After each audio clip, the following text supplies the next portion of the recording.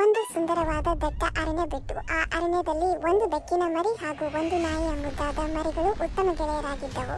ಅವೆರಡೂ ಕೂಡಿ ಕಾಡಿನಲ್ಲಿ ಆಟ ಆಡುತ್ತಿದ್ದವು. ಇಂತಹ ಸಂದರ್ಭದಲ್ಲಿ ಬೆಕ್ಕಿನ ಮರಿ ಅಕಸ್ಮಾತಾಗಿ ರಭಸದಿಂದ ಹರಿಯುವ ನದಿಗೆ ಬಿದ್ದು ಬಿಡುತ್ತದೆ. ಎಷ್ಟು ಪ್ರಯತ್ನ ಮಾಡಿದರೂ ನಾಯಿ ಮರಿಗೆ ಅದನ್ನು ಕಾಪಾಡಲು ಆಗುವುದಿಲ್ಲ. ಅದು ನೀರಿನಲ್ಲಿ ಅರಿದುಕೊಂಡು ಹೋಗುವುದನ್ನು ನೋಡಲು ಆಗುವುದಿಲ್ಲ. ತನ್ನ ಗೆಳೆಯ ನನ್ನ ಉಳಿಸಲೇಬೇಕೆಂದು ನದಿಗೆ ಹಾರುತ್ತದೆ.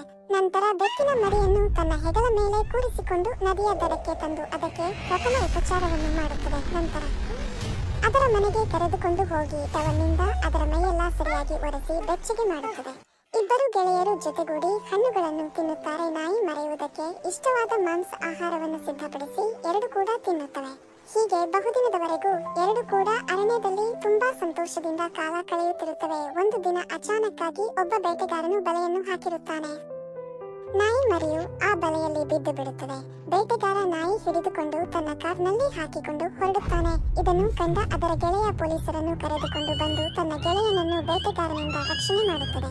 ಈ ರೀತಿಯಾಗಿ ಆಪತ್ಕಾಲದಲ್ಲಿ ಒಬ್ಬರಿಗೊಬ್ಬರು ಸಹಾಯ ಸಹಕಾರ ಮಾಡುತ್ತಾ ಉತ್ತಮ ಗೆಳೆಯರಾಗಿ ಸಂತೋಷದಿಂದ ಕಾಲ ಕಳೆಯುತ್ತವೆ.